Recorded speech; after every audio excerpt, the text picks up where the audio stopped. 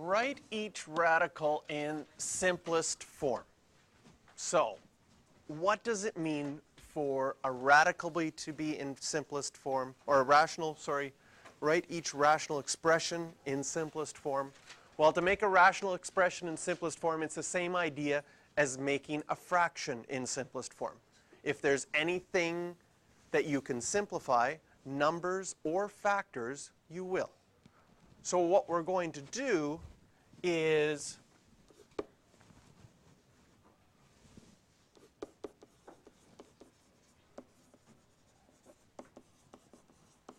we're going to factor completely if we can, and then simplify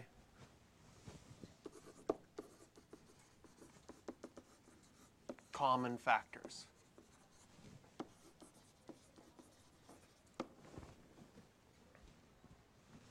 So in part A can't be factored. It has already been, we got one term on the top, one term on the bottom. This is very much like a fraction. So we deal with it like a fraction. In fact, you had questions like this back in grade 10. Okay?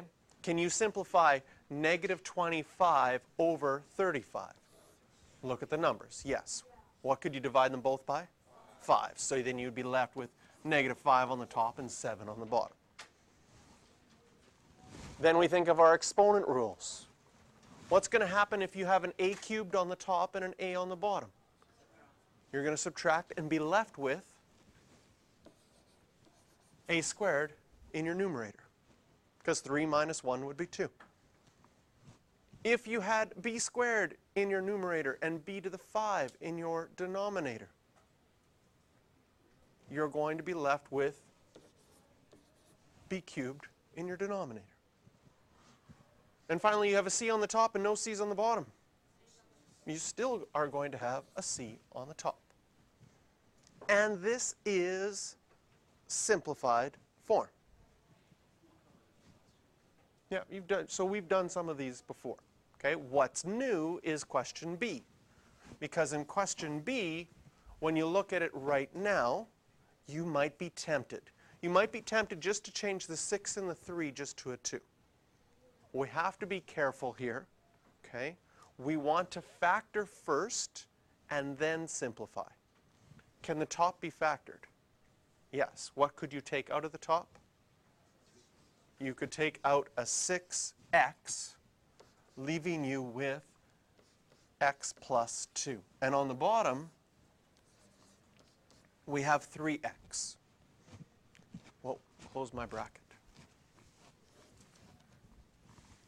One of the things that we're really going to work on is changing things, because factoring changes things from adding and subtracting to multiplying. Okay? For example, if I have 3 plus 5 divided by 3, can I cancel out the 3's? Is that equal to 5? 3 plus 5 divided by 3. Is that because if I can cancel out the 3's, it should just be 5, right? Oh, no. Something seems wrong here, right? Because when you have a fraction like this, there's an order of operations. You have to add on the top first. Okay? And when you add on the top, you get 8 over 3, and you're like, no, I can't actually do anything with this. The same thing happens here when we have 6x squared plus 12x. Technically, we're supposed to add those first, but they're not like terms. We can't add them together. In fractions, though, if you had 2 times 5 divided by 2, even though order of operations says I should do the top first, 2 times 5 is 10, 10 divided by 2 is 5. But when we're multiplying, can you see that here it's okay to simplify? 2 divided by 2 is just 1. You're going to end up with 5. So our key in all of these is changing things to multiplication. Because when we're multiplying, we can simplify the fraction. When we're adding and subtracting, we can't. So right now, by factoring, technically on the top I have 6 times x plus 2. And on the bottom I have 3 times x. Can you see that here these factors are the same. And this factor of 6 and that factor of 3 could be simplified to just be 2. So our final answer in this one is 2 times x plus 2, or if I multiply it out, it would be 2x plus 4.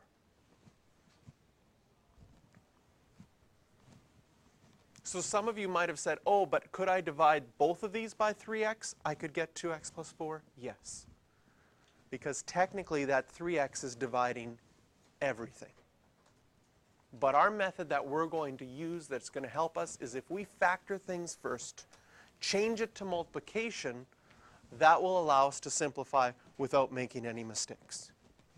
If you try to simplify before you have multiplication on the top, it's trickier. There's a good chance you're going to make a mathematical error, canceling something out that you're not allowed to.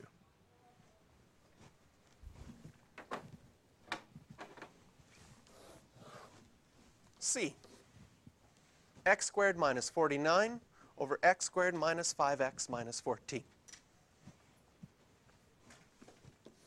This is where your skills in factoring become really important, because you're going to have to factor lots. On the top, can you factor x squared minus 49? What kind of factoring is this called? Something squared. Something of, yeah, close. Difference of squares. So it's going to be x and x. One's going to be plus 7, one's going to be minus 7. On the bottom, can you factor the bottom? It's going to be x and x. Minus 7 and plus 2. So now, by factoring, we've changed it to multiplying. Are there any factors that are identical? Yes. Choo, choo. And those cancel out. And we're left with x plus 7 over x plus 2.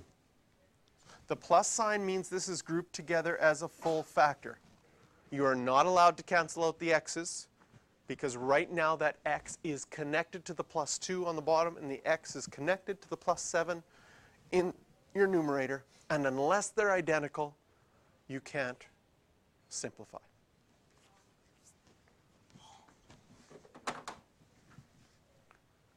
Is it all right if I erase a and b? Yes?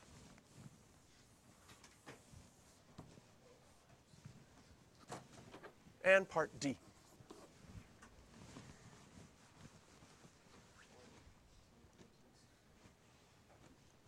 The top can be factored. In order to get a 2x squared, what has to be the first things here? 2x and x. In order to get a 3, as the last term, it needs to be either 3 and 1 or 1 and 3. Look at the outside and the inside. It's got to be plus 1 minus 3. So your outside is minus 6, your inside is plus 1. That makes minus 5. The bottom is a difference of squares. Usually we have like x squared minus 9. This time we have 9 minus x.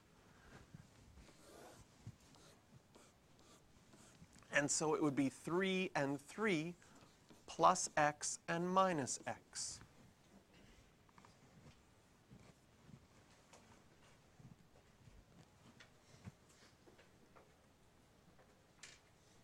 And currently, are any factors identical? Which ones are identical? They're close, right? But they're not quite the same. We have x minus 3, and we have 3 minus x. So they're very close, but they're not the same. However, we can still do something with this. Special note. Would you agree that 3 minus x, if you take a negative 1 out of there, what will that make the x? Positive or negative? Positive. What will that make the 3? Negative.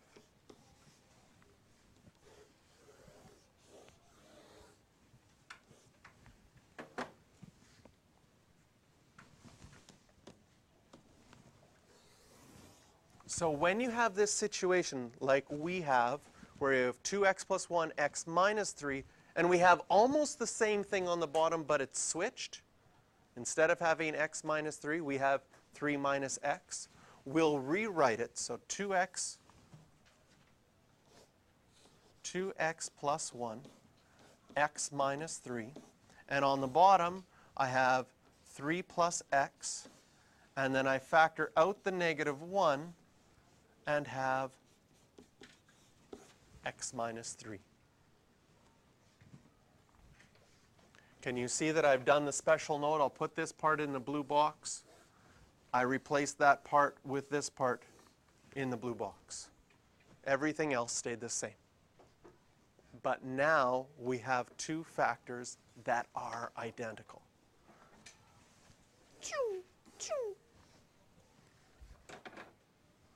And so our final answer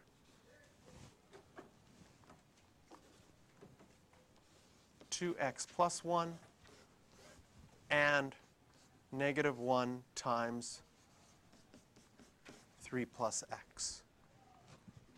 Nothing else will cancel out. This is simplest form.